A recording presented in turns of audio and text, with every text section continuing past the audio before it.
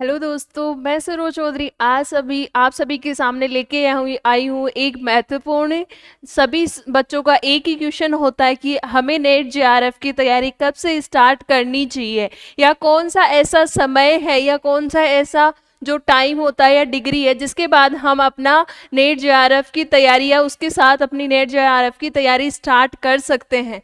तो चलिए आज इस वीडियो में मैं बताने वाली हूँ, आपको पूरी इन्फॉर्मेशन देने वाली हूँ कि आप कब अपनी या डिग्री के साथ या आप कब से कौन से टाइम से अपनी डिग्री या डिग्री के साथ भी या डिग्री के बाद कब स्टार्ट कर सकते हैं नेट जेआरएफ की तैयारी। तो आपको यहाँ पे दिख रहा होगा थंबनेल पे, नेट जेआरएफ की तैयारी करने का सही समय कौन सा होता है, सही समय क्या माना जाता है नेट जेआरएफ तैयारी करने के लिए।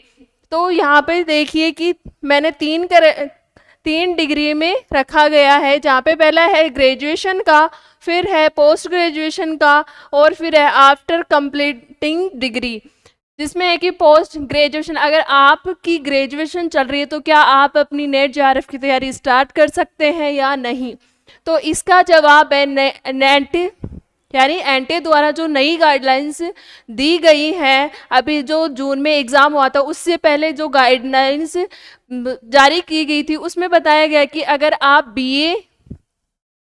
बीएड वाला जो आपका 4 साल का कोर्स होता है, जो 4 साल का कोर्स होता है, अगर उसके साथ आप अपनी तैयारी स्टार्ट कर सकते हो या आपने बीएड 4 साल का कोर्स किया है तो आप तभी से अपनी नेट दे सकते हो, या नेट के आपको उसके लिए मास्टर डिग्री की ज़रूरत नहीं पड़ने वाली। इसमें आपका 70% अबाउ मार्क्स होना चाहिए, 70% प्लस में अबाउ मार्क्स होना चाहिए। दूसरी बात कर लेते हैं अपन यहाँ पे पोस्ट ग्रेजुएशन की, कि जब आप पोस्ट ग्रेजुएशन में एडमिशन लेते हो तो क्या आप अपनी प्रिपरेशन स्टार्ट कर सकते हो या नहीं कर सकते।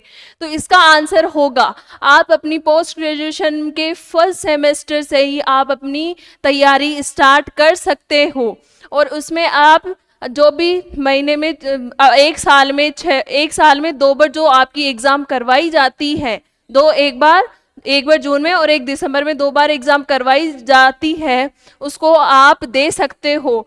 और मान लीजिए आपका यहाँ पे एक क्वेश्चन आता है कि क्या मेरा सेकेंड सेमेस्टर में मेरी नेट क्लियर हो जाती है तो क्या मैं उसको एलिजिबल हूँ, क्या मेरे को नेट का सर्टिफिकेट मिलेगा। तो उसके लिए आपको नेट 1 साल की देता है, कि जिसमें 1 साल के अंदर आपको अपनी डिग्री कंप्लीट करनी होती है। 55% के साथ मास्टर डिग्री आपके पास होनी चाहिए, तभी आपको ई सर्टिफिकेट मिलता है एनटीए द्वारा, जो यूजीसी नेट का आपने क्वालिफाई किया है उसका। फिर है यहाँ पे कि आफ्टर डिग्री, क्या आप आफ्टर डिग्री अपनी नेट जेआरएफ की तैयारी कर सकते हो या नहीं।